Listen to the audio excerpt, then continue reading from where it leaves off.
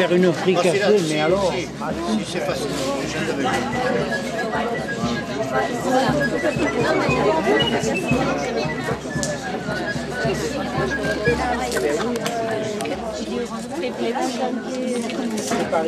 Tu y es dedans. On a fini un moment parce qu'on était impressionnés. Alors, on est les chaises, on a déménagé. Tu vois qu'on n'est pas parti, elle est accrochée.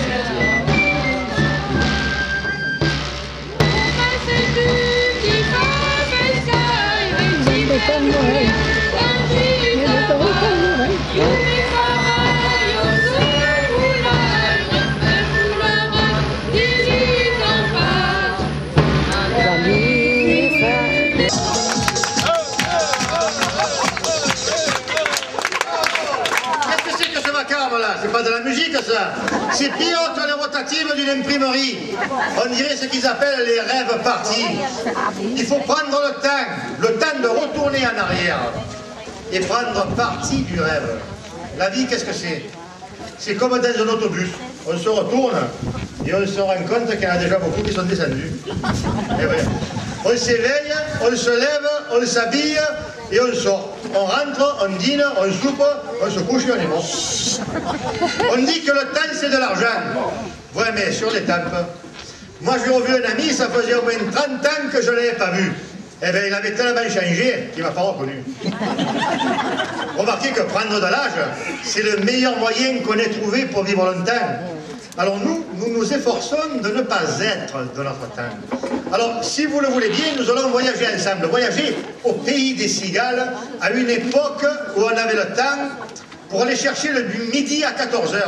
Alors, quand je leur dis ça aux gens du Nord, ils disent encore quelqu'un du midi qui va nous raconter des salades.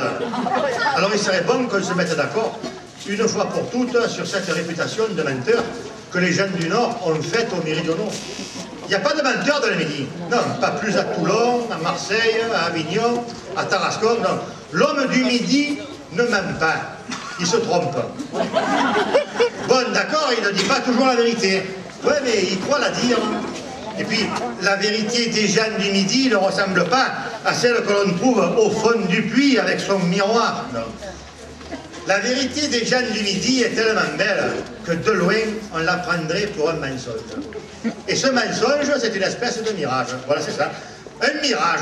Et pour bien me comprendre, moi, je leur dis aux gens du Nord, allez-vous-en dans le Midi, et vous le verrez, ce diable de pays où le soleil transfigure tout et fait tout plus grand que la nature. Vous verrez. Les petites collines de la Clappe, où nous habitons près de Narbonne, qui vous paraîtront plus grandes que les Alpes suisses. La maison carrée de Nîmes, petit bijou d'étagère, qui vous paraîtra plus grande que Notre-Dame de Paris. Vous verrez. Ah, le seul menteur dans le Midi, s'il y en a un, c'est le soleil. Tout ce qui touche, il exagère. Alors, mettez-nous une autre musique, qu'on puisse voyager au pays des cigales, et le spectacle peut commencer.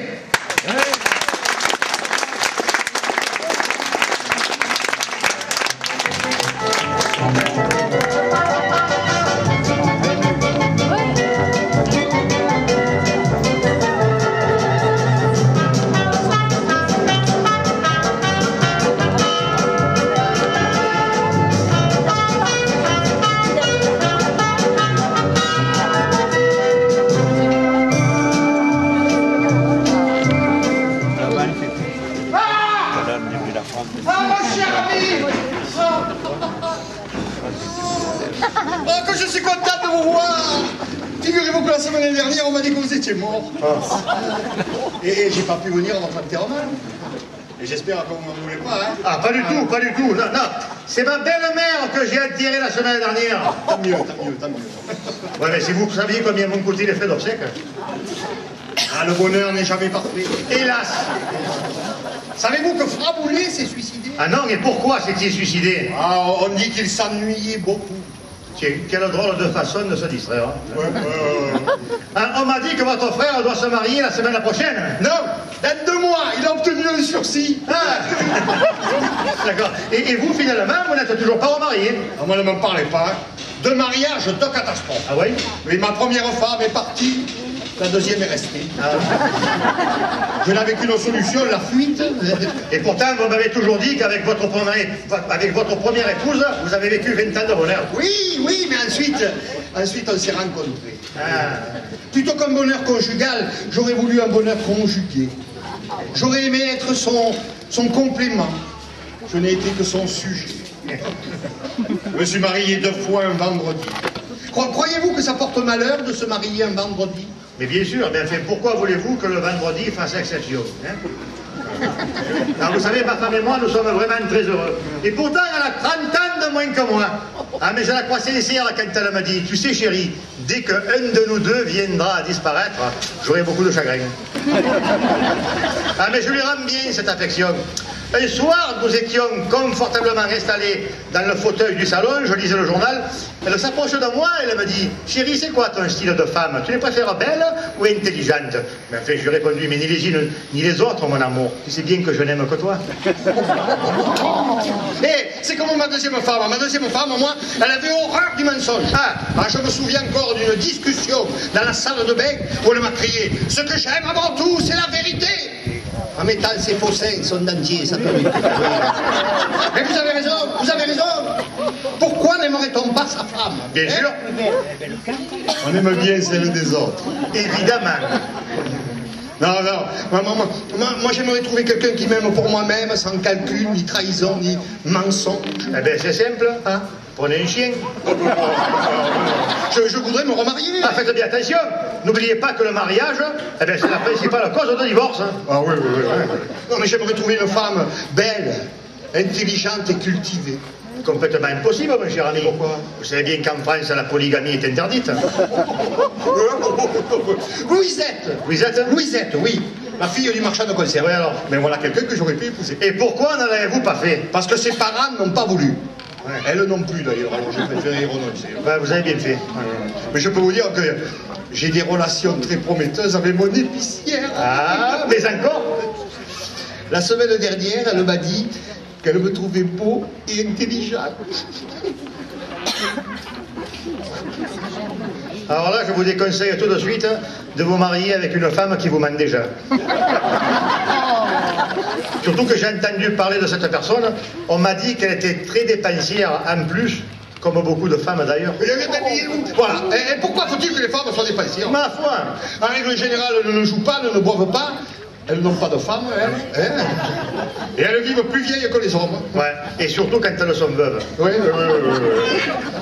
Non, moi je crois que je suis trop vieux pour me remarier. Mais pas du tout alors, mais il ne faut pas dire des choses pareilles. Quand êtes-vous né? Un 30 janvier. Eh bien, cher monsieur, permettez-moi de vous dire que vous ne paraissez pas votre âge. Ah oui? Et oui, rien qu'à vous regarder. On voit que vous êtes solide comme un chêne. Oui. Pour le tronc, ça va. C'est le gland qui m'inquiète un peu. C'est-à-dire que si je devais devenir impuissant, je préfère m'abstenir de toute relation sexuelle. Voilà. Vous avez raison. Parce que c'est terrible l'impuissance, se dit, mais c'est pire que la fièvre typhoïde. Quoi? Qu'est-ce que vous dites? Que la fièvre typhoïde? Mais vous vous rendez pas compte de ce que vous dites? La fièvre typhoïde? Mais la fièvre typhoïde, c'est une maladie terrible, ça. Et oui, soit on en meurt, ou soit on en reste idiot à vie. Et je sais de quoi je vous parle, je l'ai eu. Non, moi, le secret de ma santé, eh ben, c'est la tempérance. Ouais, je n'ai jamais bu une goutte d'alcool, ni fumé une cigarette avant l'âge de 9 ans. Oh, ouais. Alors, moi, ce dont j'ai peur, c'est de ne plus susciter le désir chez une femme. Mais pas du tout, alors détrompez-vous. Et puis, vous savez que vous pouvez avoir recours à quelques objets que vous pourrez offrir à votre partenaire et qui contribueront à développer son désir sexuel. Ah oui, lesquels? Alors, parmi les objets qui développent le désir sexuel chez la femme, il y a le coupé Mercedes 2,5 litres intérieur cuir qui est très efficace. Donc vous êtes heureux en ménage, vous? Et c'est-à-dire que je fais tout pour rendre ma femme heureuse, parce que quand elle n'est pas heureuse, elle me rend la vie impossible. Et vous ne seriez pas un peu misogyne? Ah, pas du tout. Alors là, je vous dis, pas du tout. Vous savez, moi, monsieur, j'ai toujours contribué à améliorer la condition féminine. Ah.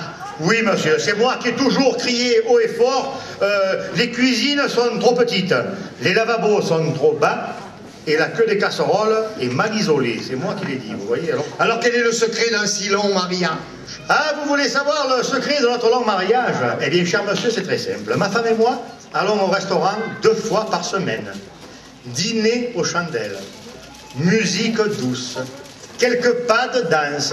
Elle y va le vendredi et moi le mardi. Au fait, c'est mardi. Au revoir, monsieur.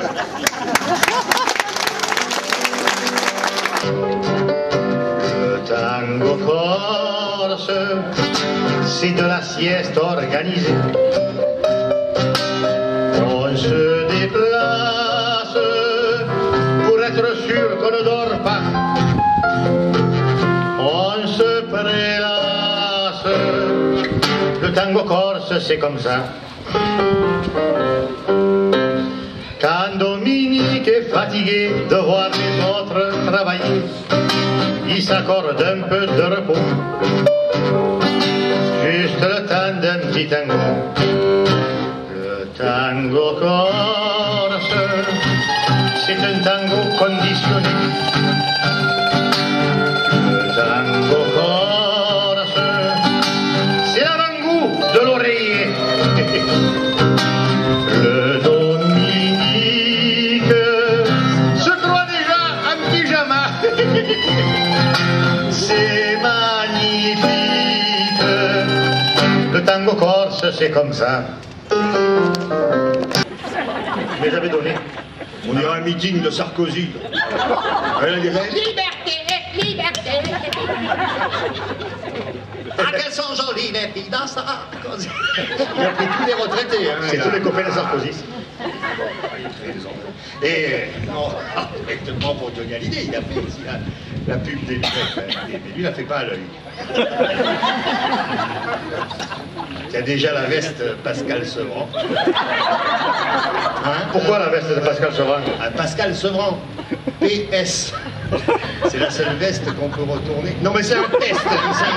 Ah, l'UMP fait quand même à 45%. Hein. C'est de la véritable peau de Kouchner. Hein. Ouais. Et Besson le pantalon. Besson, c'est le pantalon. Moi, je mets pas mes lunettes, je la connais pas en braille. 6, 12. Vous allez voir, c'est pour les connaisseurs, ça. C'est un jeu de style.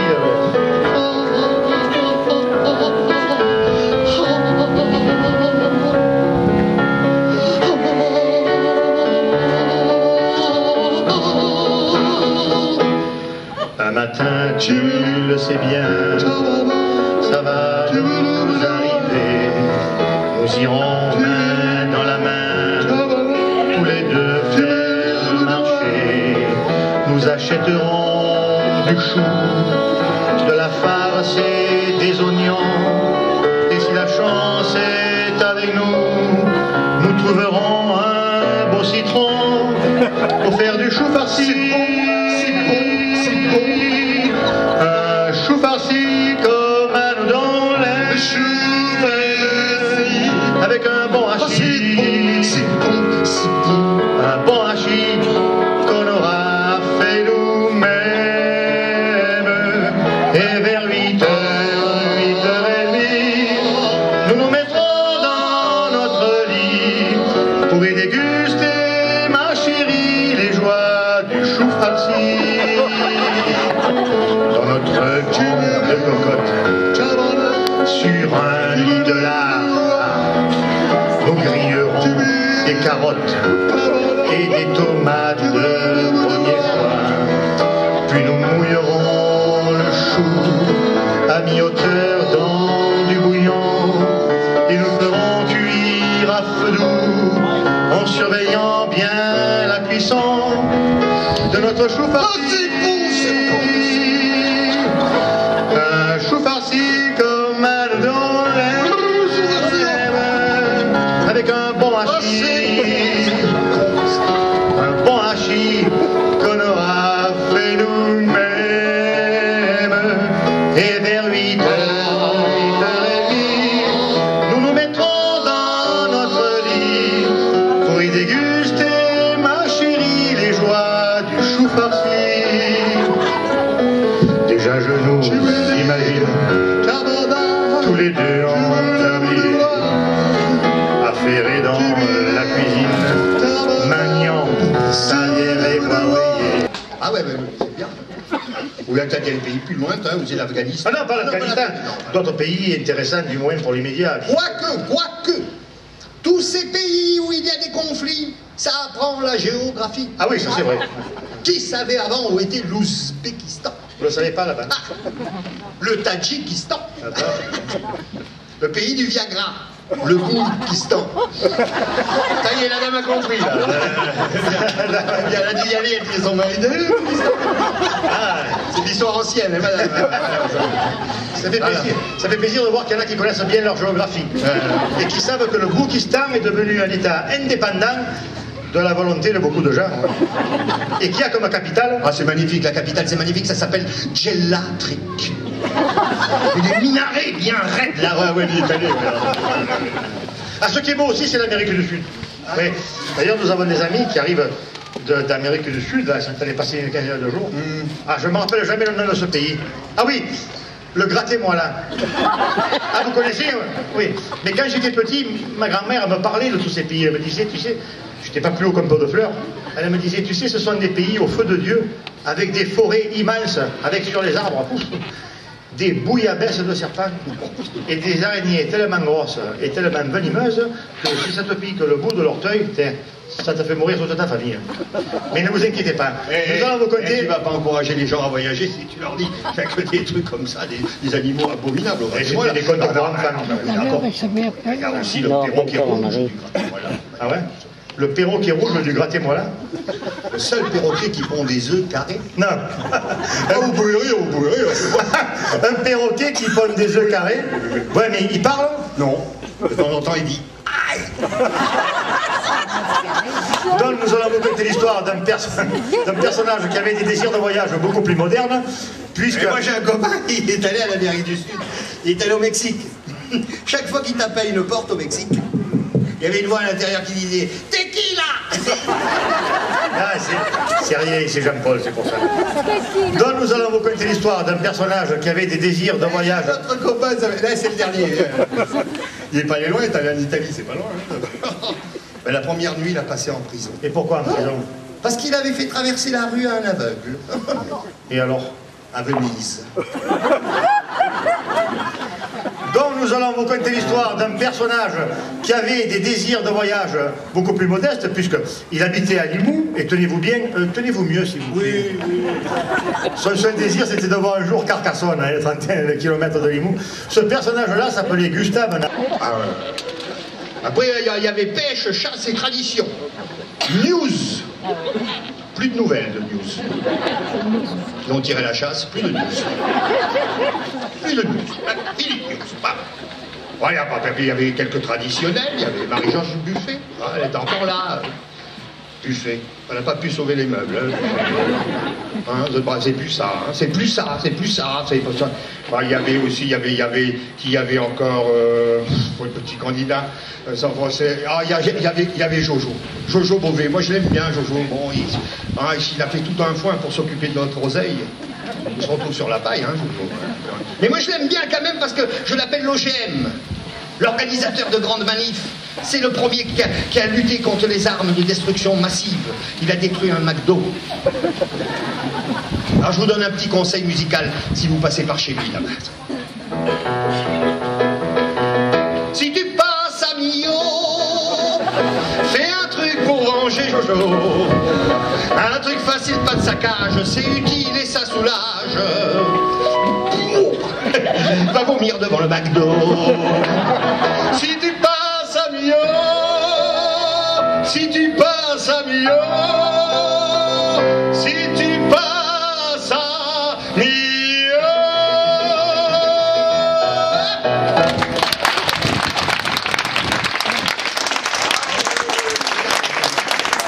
mais c'est vrai, les Verts, il y a 3 rescapés, on pourrait dire, dont on parle encore un peu plus. C'est-à-dire, il y a Rouenet encore, n'est-ce pas? Il y a Cochet et ma mère. Alors un Vert, ça va, mais 3 Verts. Alors au début, Cochet et Rouenet étaient contre ma mère. Ils avaient fait un groupe, il s'appelait Nick ma mère. Je m'en fous, ça me fait bouffer, moi. Ben, c'est lui qui va les torpiller, Noël, avec son sous-marin vert, moi, je suis sûr. Ben, bon. Et pour Noël, bien sûr, il n'y avait qu'un extrait de chanson possible.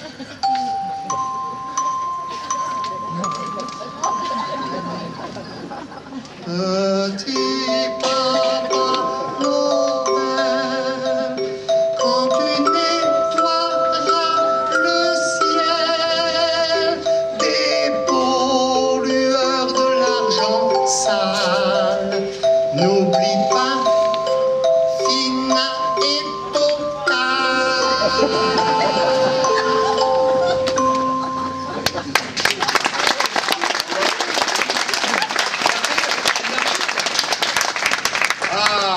Mais moi j'ai une idée de ce sketch, si vous voulez, de ces petits trucs musicaux là. Ça remonte aux élections municipales à Paris. Je ne sais pas si vous vous rappelez des élections municipales à Paris, fantastiques, quand Bertrand Delanoë a été élu maire de Paris. Là aussi il y a eu scandale. Ouais, un homosexuel à la mairie de Paris. Ils avaient peur qu'on peigne la tour Eiffel en rose ou quoi là? Puis ses amis lui avaient dit Bertrand, je ne vois pas pourquoi on te priverait du bonheur d'être maire. J'en suis fier de celle-là.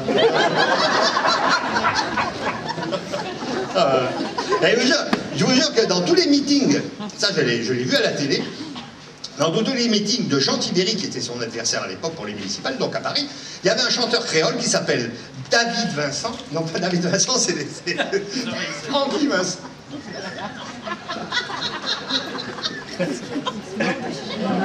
Il est bon le rosé, par contre. Un chanteur créole qui s'appelle Francky Vincent et qui venait dans tous les meetings de Jean Tibéry chanter sa chanson. Pour Jean Tibéry, ça donnait ça à peu près.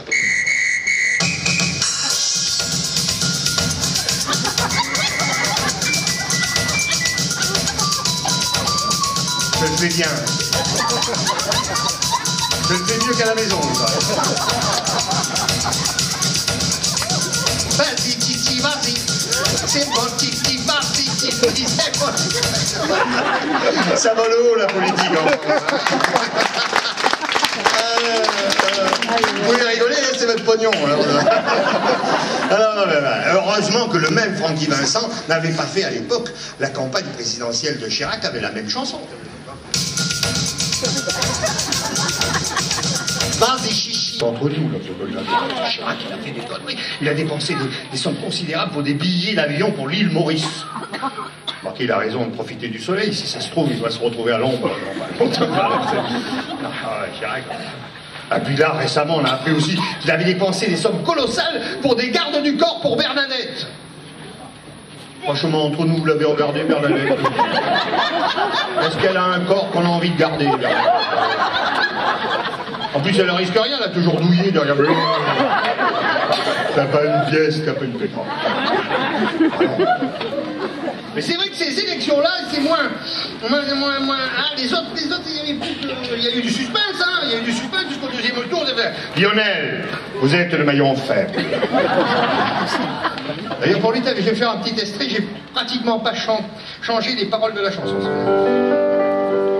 J'ai pensé qu'il valait mieux nous quitter sans un adieu. Je n'aurais pas eu le cœur de vous revoir. Et j'entends siffler le train qui conduit Séraphin, un nom viletin, placé dans l'arrière-train que l'on m'a mis. Et oui, il y avait au moins un peu de suspense jusqu'au deuxième tour. Jean-Marie, qui attendait ça depuis 30 ans, est arrivé. Ah. Et le candidat unique de la gauche à l'époque, Jacques Chirac. Bah oui, entre les deux tours, la gauche lui avait chanté ça, je sais pas. Rappelez-vous,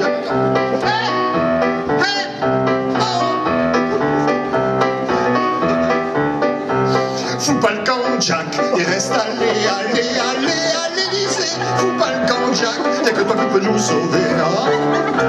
Fous pas le camp, Jack, faut pas devenir facho, fous pas le camp, Jack. Même les cocos voteront Jaco, même les cocos voteront Jaco, ouais. Même les cocos voteront Jaco, même les cocos voteront Jaco.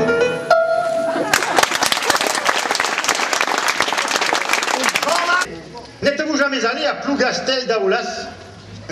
Je suis désolé, je n'ai jamais mis les pieds à Plougastel d'Aoulas. Ah bon? Eh bien, figurez-vous que moi non plus. Ouais. Ah ouais, non, non. Il s'agit sûrement de 2 autres personnes. Ouais. Excusez-moi, monsieur. Monsieur? De Cantebelle, Édouard. Tiens, c'est curieux, je connais justement une famille de Cantebelle. De Cantebelle ou de Chanterelle, vous savez, un nom comme ça. De Chanterelle, de Cantebelle. Ah, ça y est, ça me revient. Ouais. Bourdon. Les frères Bourdon. Léon et Antoine, des gens adorables et qui se ressemblaient beaucoup. Surtout Léon. Ouais. Non, moi, je suis de Cantebelle, Édouard, auteur de pièces comiques et vaudevilles. Édouard de Cantebelle, divertissement d'une veuve éplorée, c'est vous? C'est moi-même, en effet. C'est d'ailleurs l'un de mes derniers ouvrages. Oh, c'est incroyable. Rendez-vous compte de la coïncidence. Figurez-vous que je possède justement votre ouvrage à la maison. Oui. Entre le moment où je l'ai pris en main et le moment où je l'ai quitté, je ne me suis pas arrêté de rire. Il faudra d'ailleurs un jour que je pense à le lire. Mais je ne me suis pas présenté.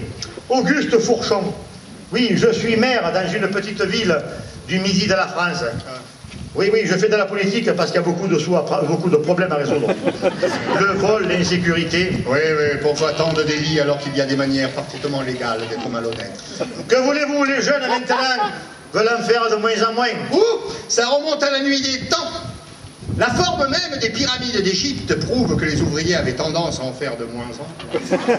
Ah oui, ça c'est vrai. Ah, j'ai aussi une entreprise de pompes funèbres. Ah, et comment vont les affaires? Ah, ne m'en parlez pas, les affaires iraient mieux s'il n'y avait pas toute cette pénicilline pour nous faire tant de tort. La morphine, c'est déjà bien suffisant. Lorsqu'on sait que la morphine a été inventée pour que le personnel hospitalier puisse dormir tranquille. À ce sujet, figurez-vous que j'arrive justement de l'hôpital. Je viens de voir mon frère. On a été obligé de l'amputer les 2 jambes. Il ne le savait pas, il ne l'a appris que ce matin, et c'est le chirurgien qui s'en est chargé. Il a dit, cher monsieur, j'ai une mauvaise nouvelle, puis une bonne nouvelle à vous annoncer. Bonne? Oui. La mauvaise... Pourtant, au début, quand on s'est rencontrés, elle avait 20 ans, elle était... on passait des heures à se regarder. Maintenant, on ne peut plus se voir. Ah, je l'avais invitée au restaurant. Elle avait un chapeau, je m'en rappelle comme ça. On aurait dit un abat-jour. Ah ouais, d'ailleurs, elle s'en était mis plein la lampe. Ah non, mais c'est vrai, elle était belle, elle avait une taille de guêpe. Alors je la butinais. Maintenant, elle a un cul d'éléphant. Je la trompe. Quand je peux.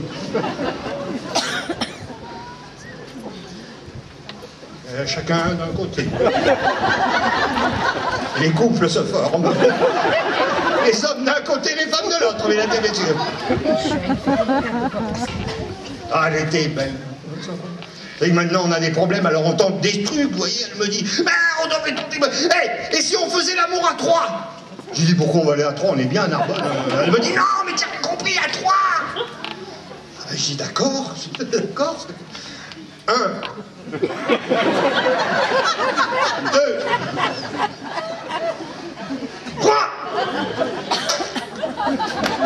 Il m'a dit, tu n'as rien compris, ça vous fait rien, madame. Alors maintenant, quand elle fait l'amour à 3, je ne fais pas partie des 3. Alors,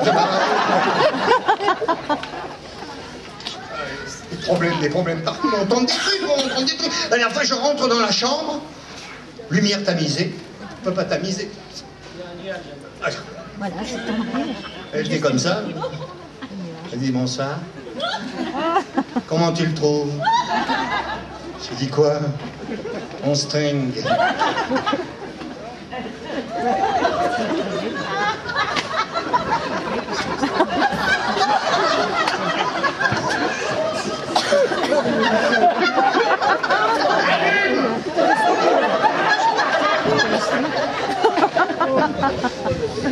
Et par contre, tu aurais pu repasser ta nuisette. Elle me dit, j'en ai pas.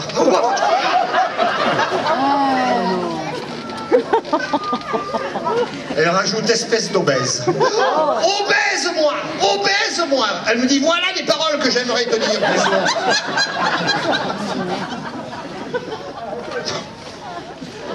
Puis ça coûte cher, ces trucs. La dernière fois, elle voulait acheter un soutien-gorge. 250 €. Oh, j'ai dit, laisse tomber.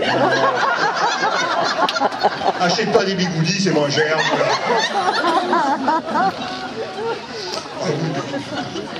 On a tenté des trucs, on a essayé des trucs, mais ça n'a pas marché. C'est comme ça que la dernière fois, en rentrant à l'improviste, je l'ai trouvé couché avec ce mec. Alors là j'ai gueulé. Elle m'a dit, gueule pas, gueule pas. Regarde comment il fait.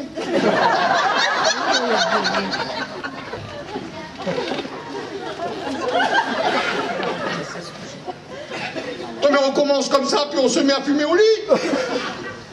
Enfin, quand elle m'a expliqué, n'est-ce pas, j'ai pardonné. Elle m'a dit, tu sais, c'est un pauvre type. Il est au chômage. Il a tapé à la porte, il a dit, pardon madame, ne pourriez-vous pas me donner quelque chose dont votre mari ne se sert plus?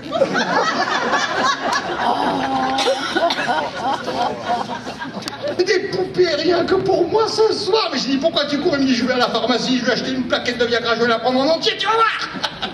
Je retrouve le lendemain, dans la rue, le bras en écharpe, plâtré.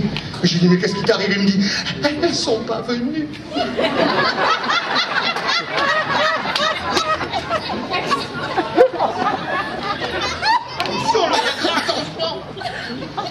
J'avais composé sur le sujet quelques couplets. Je voulais chanter. Sinon, il a dit, fais-moi une petite introduction. T'en fais qu'un doigt.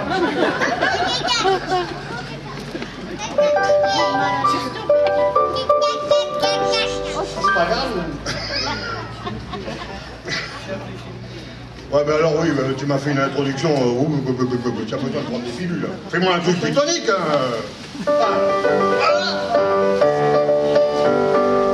Ça fait maintenant plus de 30 ans, le monde a subi un tournant, tant pour ce qui est du progrès que pour ce qui est de la liberté d'expression, on en a vaguement l'impression. Mais la liberté de la chose, on en est à l'apothéose. Avant garçon à 12, c'est plus marrant.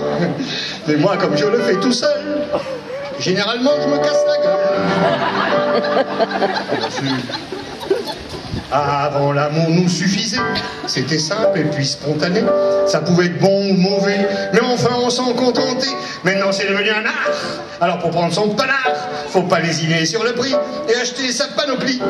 Il y a des endroits spécialisés où on peut tout se procurer. Pour monter au 7e ciel, faut avoir tout son matériel, ses accessoires, ses bouquins et de ce coquin plein de machins en caoutchouc qu'on voit en France et de partout. Moi, comme j'aime les trucs palpables, j'ai acheté une poupée gonflable. J'ai bien choisi, elle est très belle. Elle est grande, elle est sensuelle.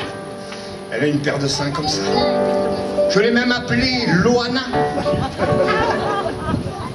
Bien sûr, quand il fait un peu chaud, elle se ramollit, colle à ma peau.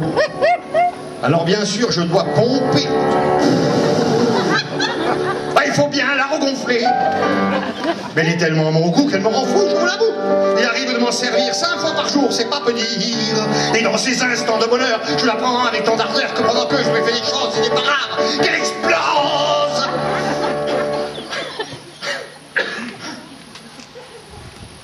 Oui, mais au prix où ça coûte, c'est la ruine.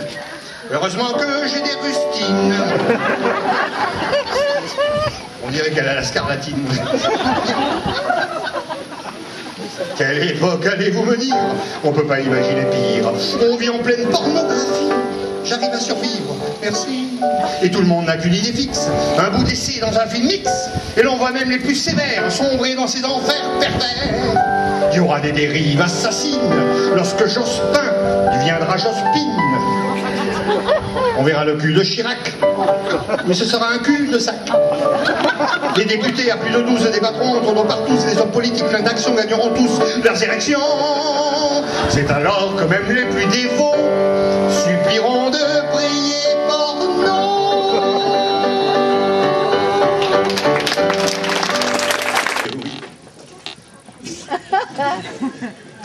Pouvez-vous me donner l'heure? Mais bien sûr, monsieur.